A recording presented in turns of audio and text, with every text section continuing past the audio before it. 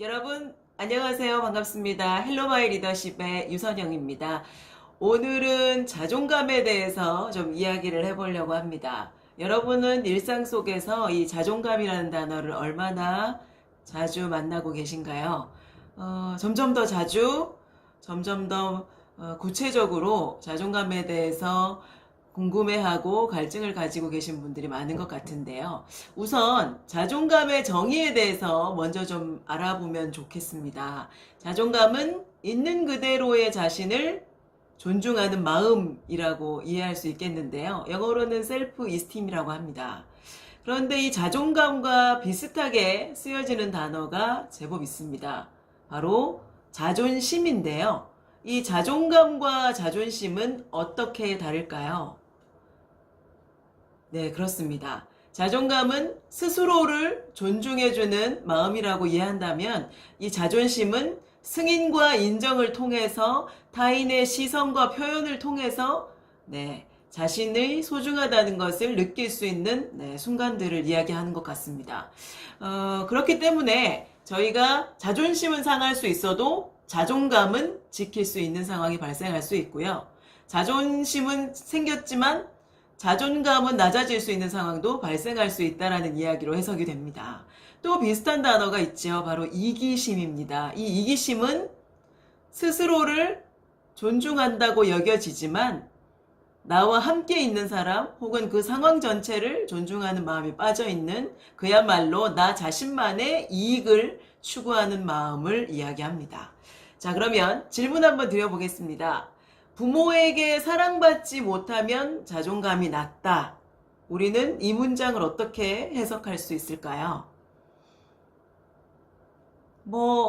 그럴 수 있겠다라는 생각이 드시는 분도 계실 것 같고요. 또 반면에 부모에게 사랑을 충분히 받지는 못했지만 그럼에도 불구하고 나는 내 스스로를 있는 그대로 존중하는 자존감을 갖고 있습니다 하는 분들도 계실 것 같아요. 근데 저도 내 아이를 키우는 엄마로 아이들을 이렇게 키우면서 느끼는 점이 있습니다. 그것은 바로 아이를 사랑하는 마음은 크지만 그 표현하는 방식이 각 아이들에게 다 다르게 표현된다는 것이고요. 바꿔 말하면 엄마마다의 사랑의 표현 방식, 아빠마다의 사랑의 표현 방식도 다르다는 거죠. 엄마 아빠에게 내가 충분히 사랑을 받지 못했습니다라는 표현은 어찌 보면 내가 원하는 사랑을 부모님이 주지 않았습니다.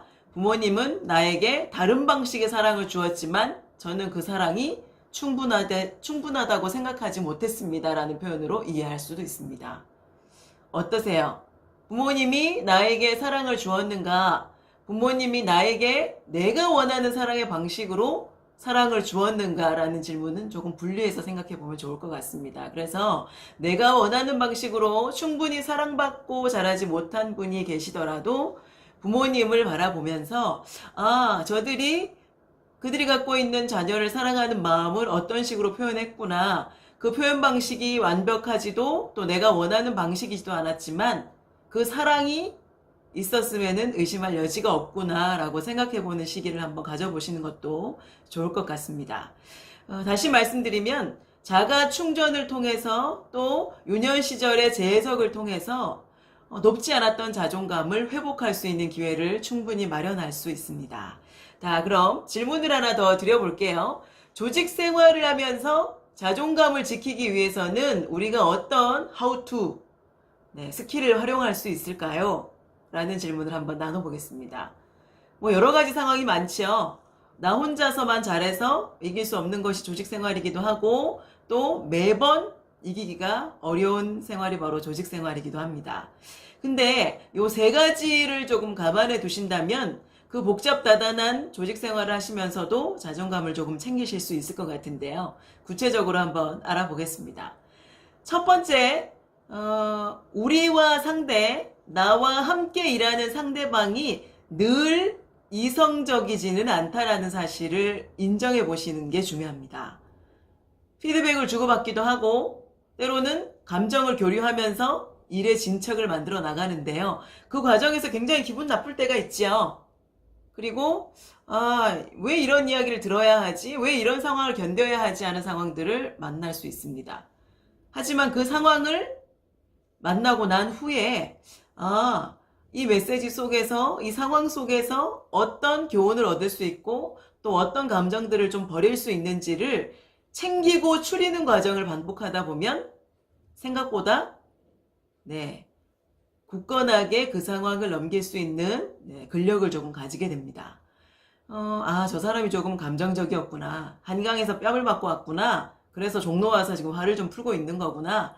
오케이, 그걸 좀 감안해 보자.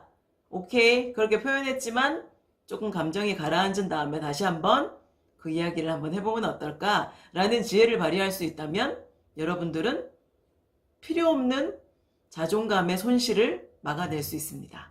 자, 두 번째 죄는 바로 아이메시지를 활용하시라는 조언을 드리고 싶습니다. 아이메시지는 나를 주어로 해서 문장을 만들고 전달하고 받아들이는 행위를 말합니다. 예를 들면 그건 아니야. 그건 틀렸어. 왜 그렇게 해? 라고 상대방을 비난하고 지적하기보다는 내가 봤을 때 좀 데이터가 좀 보완되면 좋을 것 같은데 그러면 좀 든든할 것 같아. 혹은 설명 방식이 조금 더 자세하면 나는 조금 이해가 높아질 것 같은데 라는 식의 자신을 주어로 한 메시지들을 주고받다 보면 충분하게 의견을 주고받고 아이디어를 쌓아갈 수 있지만 그 안에서 상대방의 감정을 불필요하게 건드리는 일을 방지할 수 있습니다. 그러다 보면 매번 이길 수 없더라도 큰 게임에서 진짜 게임에서 이길 수 있는 에너지들을 모아 나갈 수 있죠. 바로 이 큰 게임과 진짜 게임이라는 단어가 바로 여러분들에게 드리고 싶은 세 번째 조언인데요.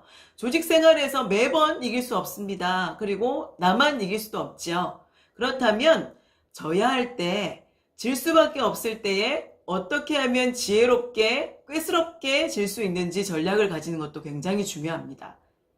잘 지는 지혜가 있을 때 바로 여러분들은 그 지는 경기를 이겨나가면서 제대로 된 승리를 챙겨나갈 수 있는 것이죠. 어떠세요? 여러분들 조직생활 가운데서 또 일상생활 가운데서 우리를 지지하고 응원해야 되는 충분히 힘이 있는 존재가 바로 자존감입니다. 이 자존감에 대해서 오늘 하루 한 번 더 구체적으로 생각해 보시고 이 조금 낮아진 자존감이 있다면 스스로 충전하실 수 있는 여러분이 되시길 바라면서 오늘 방송 마치겠습니다. 여러분 고맙습니다.